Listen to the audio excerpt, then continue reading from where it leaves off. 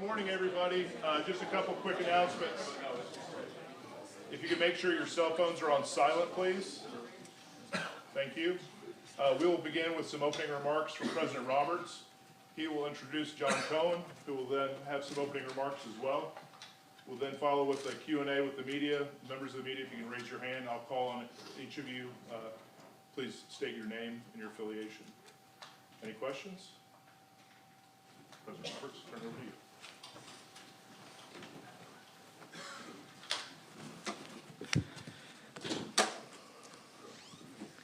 War Eagle. Well, you good? Okay. Thrilled to be with you here today, and I'd like to thank you all for attending what I believe is an exciting day in the life of Auburn University and Auburn athletics. I'd like to express my appreciation to members of our Auburn University administration, our coaches and our athletics staff for being here, and members of the media, of course. I'd also like to make a special recognition. I'd like to thank Rich McGlynn for his work during this transitional period that we've had here at the university. And I'd also like to give thanks to Turnkey ZRG, the search firm that assisted in this process, for their professionalism through this entire search process for our next athletics director. In looking for someone to serve the role of athletics director here at Auburn University, given the importance of our program, we were looking for somebody with previous experience as an athletics director, especially someone that had experience in a Power 5 athletics director position. Someone with knowledge and understanding of the Southeastern Conference and, frankly, our geographic footprint and what it brings to bear in terms of our future success. We were also looking for a person with success as an athletics director in all areas, athletically, academically, in terms of facilities enhancements, as well as compliance. And lastly, we were looking for a candidate that came highly recommended both as a professional and as a person. I am thrilled to tell you today that we are presenting to you John Cohen as the next athletics director at Auburn University. Tracy and I are in particular thrilled to have both Nell and John with us here today. Thank you very much for being at the press conference, Nell. John has over 20 years of experience as a coach, administrator, and athletics director in the Southeastern Conference with stops at 4 schools in our league: Missouri, Florida, Kentucky, and Mississippi State. John's led programs to conference championships as well as a coach and as an administrator, and he led Mississippi State to its first ever national championship in any sport. John's incredibly intelligent. I'd like to stress that again. In my conversations with John, it's abundantly clear that John is extremely intelligent. He's a strong leader. He's highly motivated and very competitive. And on top of that, he's got a wonderful vision. John's well respected by his peers within the SEC, both nationally, within the SEC and nationally, as demonstrated by him serving as the chair of the NCAA Division I Baseball Committee. These are just a few examples of the many reasons that it became abundantly clear that John Cohen was the right choice as we went through this process. So at this time, I'd like to introduce the 16th Athletics Director at Auburn University, John Cohen.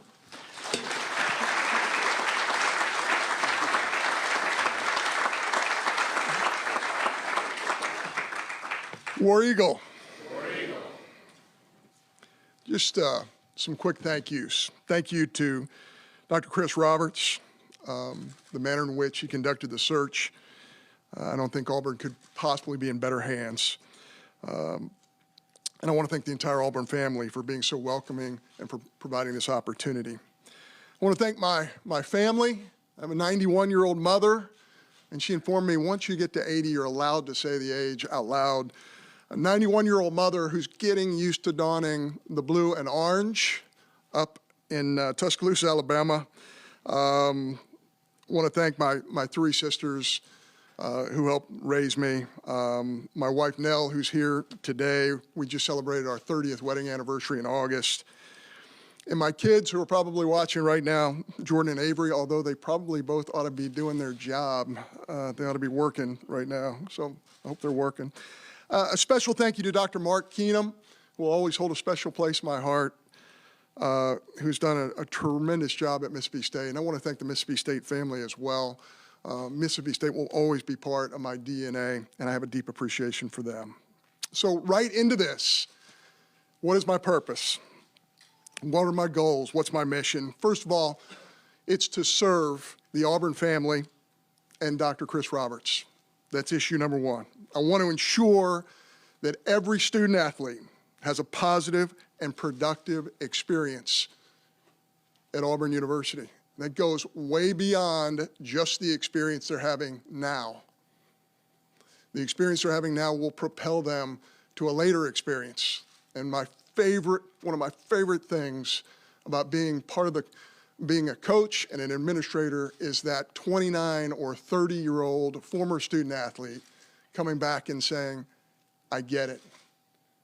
Thank you for that experience that I had then, because I might not have fully appreciated or understood the experience when I was going through it. My goal is to put Auburn in position, as it has always done, put Auburn in position to win SEC championships and national championships. My goal is to relentlessly promote this wonderful university, Auburn University. My goal is to follow the full scope of compliance, which is not just simply NCAA rules, not just simply SEC policy or regulation. It goes way beyond that. That's one of the very appealing things about Auburn University, because compliance goes way beyond that. Common courtesy is part of compliance. Public service is part of compliance. And the Auburn Creed is very, very much part of compliance. What's my why? Why did I make this decision after having this wonderful opportunity being presented to me? Why? Well, a big part of the why is the Auburn tradition, of which there is much. No question about that. Why? Because my belief in Dr. Roberts and this administration, his leadership and his passion for Auburn is incredible. Why? My belief in the current coaches here at Auburn University. I think this is one of the great collection of coaches that exist in the entire country, as well as athletic department personnel. And I want to highlight our new deputy athletic director, Rich McGlynn, who has been a star, not only for me, but for this department, for this university, and quite frankly, the Southeastern Conference. As somebody on the outside who has looked in to Auburn, you cannot just even talk about the success of this place without mentioning Rich McGlynn. The recruiting footprint of Auburn University, of which you're all aware, draw the 350-mile circle around Auburn, Alabama, and you're talking about some of the best student athletes in the entire country. How about the Auburn brand? I know that I will go through airports with my little thing here, my little lapel pin. I know that this brand, this symbol, will be noticed in every airport in the country that I go through and beyond. It's a powerful brand, and I recognize that. Why? How about the Auburn Creed? I love the Auburn Creed. I love the examples of earning it through hard work. I love the honesty and truthfulness, the education which creates knowledge, helpfulness, sympathy, powerful words, the Auburn Creed. How about this why? And this is another why. This is a big why for me. I've heard and seen the common refrain, Auburn being Auburn. And I want to tell you, in my opinion, as somebody who's been on the outside, who's now coming in, Auburn being Auburn is a special thing. Let me talk a little bit more about that. This is one of the nation's preeminent comprehensive land-grant institutions, a leader in research, technology, and education, and in my opinion, that is Auburn being Auburn. 3 Heisman Trophy winners is Auburn being Auburn. Athletes who forever changed the nature of their own sport, not just here, not just in the SEC, but nationally. Like Bo, like the Big Hurt, like Sir Charles, like Rowdy, like Ruthie, like Suni, I could name a bunch more. That is Auburn being Auburn. How about Hall of Fame coaches? Shug Jordan, Pat Dye, Joel Eves, Sonny Smith, Howell Baird, who I got to see the other day, Joe Champy, David Marsh, Ralph Spry, Susan Nunnally, Kim Evans, and many, many more. We have future Hall of Fame coaches in this room right now, and I'm thrilled with that. That is Auburn being Auburn. 22 national championships, 100 conference championships, almost 100 conference championships, countless individual national champions. That is Auburn being Auburn. The great traditions, the Tiger Walk, the Eagle Flight, Rolling Toomer's Corner, that is Auburn being Auburn. I believe in Auburn and love it. War Eagle. And now with that, if anyone has any questions, I'd be happy to make an attempt to answer them. We'll start in the first row. Brian. Brian Stoltz, Auburn Rivals. Have you ever entered a job where there was so much pressure on maybe your first hire as when it comes to the football coach? And jokingly, have you ever shared a hot tub with a football coach? Shared a hot tub with a football coach? Yeah. That's a new one for me. I'm sorry. Not to my knowledge. Hey, I'm not a big pressure guy. I just see opportunity, and Auburn is a land of opportunity. I think we have a great opportunity here, and I think the future is really bright. I'm sorry. Mark, third row. Right. Mark Murphy, Inside Auburn Tigers and 24/7 Sports. Saturday night, I was over at your football stadium that you helped remodel, and I'm very impressed. Have you got some ideas for what can be done to Auburn's facilities, including the baseball park too? Yeah, absolutely. And I've spent a lot of time early on listening. I think that's one of the things about being a little bit more advanced in my career. 20 years ago, I would have done a lot less listening and a lot more telling or talking. I'm going to listen. I'm going to listen to our coaches. I'm going to listen to our administrators. I'm going to walk around these great facilities that we have, and we're going to do the very best we can to make them elite. We already have elite facilities here at Auburn University, but there's always some improvements. You've heard this expression, it's been used to death, the arms race in the Southeastern Conference. We're always going to have great facilities, but that means we have to keep up, and we have to keep competing in that space. So we will always work on that. Gonna stay there next to Mark. Bill. Bill Cameron, ESPN 106.7. Mississippi State becoming the cradle of SEC ADs. You're the third seeding SEC AD to come from Mississippi State. Talk about your mentors and just how that's come about. I feel so privileged. Auburn, believe it or not, is the 7th SEC city I've lived in.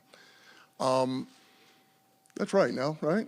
I think so. I just feel so privileged. I got to work with Jeremy Foley, one of the all-time greats. I got to work with Mitch Barnhart. Scott Strickland is one of my closest friends. Greg Byrne, gosh, am I allowed to say this? Is a really, really close friend. We talk on a lot of occasions at 6:30 in the morning when I'm trying to run and he's trying to walk. Yes, you take this great information, this great knowledge from other people, and you try and weave your way in this world, and nobody gets here alone. It takes a great deal of support from others, and I just feel privileged in that space. Gonna stay on that side. Philip. John, could you just talk about not asking you for specifics, but just the process of a search for a job as big as the head football coach, and kind of what that entails? Kind of thought somebody would ask that question. I actually brought this, and I'm not going to open it up, but this is a very, very long process. In fact, I have 58 things on this piece of paper that we go through as we go through this process of looking for a new head football coach. It all starts. It starts with this. It starts with culture. It starts with X's and O's, and it starts with recruiting. Those three things have to be up front, but there's a whole lot of other things that have to be answered before you get really deep into it. Justin. Justin Hutchinson, Auburn Live. Can you just talk about your I guess approach to NIL and specifically on the Victory and kind of what their plans are for Auburn and what your vision is for NIL moving forward? Well, 6 years ago, actually going on 7 now, when I became the athletic director at Mississippi State University, I would have never guessed that we would be where we are today in the landscape of name, image, and likeness. But certainly, now that it has started, much like the space race in the 60s, right? Now that it has started, we got to be out front. And we have to be aggressive, and it's the way of the world. So we're going to jump in with both feet. Certainly, an incredible foundation has been laid at Auburn University. Very proud of that. Makes this position even more appealing. And it really speaks to the passion for Auburn University to see what's already been done in that space. So I'm excited about jumping in there and locking shields with all those people who are involved with the NIL process at Auburn. Stay on the front row, Tobias. Tobias, SwareboyO.com. I see you're in a good mood today. What's this last couple of weeks been like for you when you decided, okay, I'm really interested in this job, leaving a job that you seem to enjoy, a place where you seem to enjoy, and then getting here? What's that process been like? It's been emotional. There was leaving your alma mater is difficult. The friendships that Nell and I had, obviously the working relationships, there's a passion there. But this is Auburn. And I spent the first 5 minutes speaking to you, all of you, of my why. Auburn is a national brand. Auburn is a powerful entity. And Auburn is an incredible place. So as you go through this process and you ask yourself, okay, am I being ridiculous here? These people at Mississippi State have been so great to you. It's been such a wonderful experience. What are you doing? And then you look on the other side and say, Auburn, wow. So I feel like there's been a whole lot of wow for me. And I've felt that way about Auburn for a long time. We're going to go to the back. Johnny? Hey, Johnny Conlon, ABC 3340 Sports in Birmingham. John, I just wanted to ask you, before you accepted the job, were you given assurances that you will be the chief operator when it comes to the hiring processes within the athletic department? Certainly we had those discussions. And yes, the final decision will be my own when it comes to hiring within the athletic department. But, again, I'm going to go back. The 35-year-old version of myself would have stuck his chest out and said, this is how it's going to be. The 56-year-old version of John Cohen says, I want all the information that is available to me from everyone that I can possibly get it from at Auburn and beyond. Information's a powerful thing, and I want that information. So, again, certainly, Dr. Roberts made it clear that these decisions will be my own, but it takes a village. It takes a group of people sharing information, sharing knowledge, and quite frankly, I've been on the phone a lot because we have to make great decisions. That's what I'm charged with doing. Going to stay in the back, far left. Ryan Hennessy, ABC 13 in Birmingham. Touching on that, I know the head coaching job is the topic for all the fans right now. With your first hire, one of your first hires, have you called people so far, and when do you want that job to be offered to someone? Yeah, I won't talk about the process per se. It obviously dominates my time, which it should. The football head coaching position at Auburn University is a critical decision, and we take the utmost seriousness. There will not be anything we don't look at. Everything's on the table every day. But I'm not going to go into dates and times and process and when the finish line is going to be. We're going to get there when we get there, and we're going to make the right decision for this great institution. We're going to come back down to the front row, far right, John.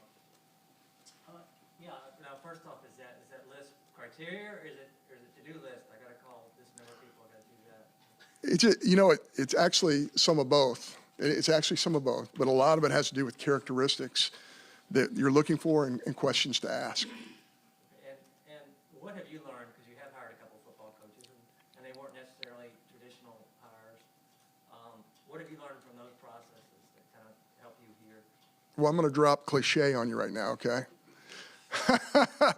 And I'm going to use the F word, fit. And everybody uses it, but it's real. And what is a fit for Mississippi State University is a different fit for Auburn University. And that alters the paradigm. And again, you have to make those considerations. Go second row, Tom. Tom Brady on that comment. I know you don't want to get too much into the process, but do you plan on using a search firm to help with hiring a head coach? We will use a search firm strictly for logistics purposes. Search firms will not give us names. They obviously will help in background checks, and they will help us with logistics. Every other part of the search will be our own. We're going to stay in the second row to the right. Justin. Hey, John, Justin Lee with the Black Auburn News. You have a few sports here that you didn't have at Mississippi State. Gymnastics, everybody's fired up about. Equestrian's national championship program. And swimming and diving has a crazy history here. How do you go about learning what you need, what those sports need from you? Or do you just take your baseball mentality and apply it? Or how do you go about it? No, I know I have a lot to learn, and I've already reached out to Greg Williams, who's done an incredible job here. My goodness, the amount of national championships, just following the last event that they had was kind of remarkable and eye-opening for me. Nell and I spent 5 years at the University of Kentucky, so even though it's a different type of horse, we are familiar with horses. Swimming and diving, I come from a swimming and diving family. My father actually swam almost every day of his professional life. My sisters were big into swimming, so I was dragged all over the Southeast going to swimming meets as a kid. Didn't appreciate it then, really appreciate it now. Went to swimming practice just the other day. Gymnastics, just an incredible sport at Auburn. Can't wait to go watch those kids perform. Those student athletes have a remarkable reputation, not only on this campus, but nationally as well. Just excited about those opportunities. We're going to go to the front row, Jay. Jay Tate with the Auburn Rivals. My question for you is, you're kind of an endangered species in a way, that you're a coach that has transitioned into AD. That doesn't happen as often anymore. Talk about, do you still look at your job now from a coach's set of eyes? I think I do. I was fortunate enough to be in the locker room last night when Coach Pearl and his team came in at halftime, and I saw the look on his face. I'm like, yeah, I know that look. I know it. By the way, I feel so privileged with the coaches we have here. Coach Pearl, what an incredible job he's done. Butch Thompson and here's been to Omaha 2 of the last 4 years. I intimately aware of the capabilities of Butch Thompson. I've so many other coaches on this campus who have done a tremendous job. Yeah, I think you can, when you've done it, you sat in that particular chair, there's a little bit more connective tissue. You really understand. You understand what it's like in a moment not for your team to not play well, and you go home, you can't sleep. It's just different. So I've worn the two hats, and I think that there's some value in that. I really believe that. And in fact, other ADs who are friends of mine have reached out and said, hey, I'm having, an issue connecting with this coach. What do you think? That happens quite frequently, and I feel like I do have that club in my bag. Going to go to the left front row, Brian.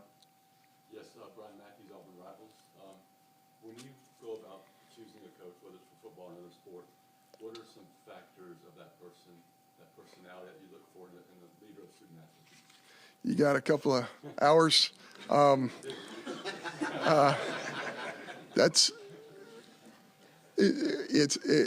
Again, I'm going to use the F word again. It's about fit, and there's not an exact science. There's analytics. There's a little bit of gut feel.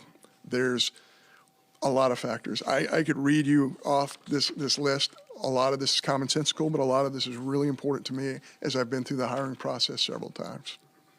Front row to the right, Jason. Jason Caldwell, Auburn 247. You mentioned Coach Baird, Coach Dye. That was the time you were a player. You got to watch. How did those guys specifically mold your thoughts and feel about Auburn? First of all, those guys are rock stars. You can just feel their charisma. When you were around Coach Dye, and I wish he were here today, you can just feel the charisma ooze.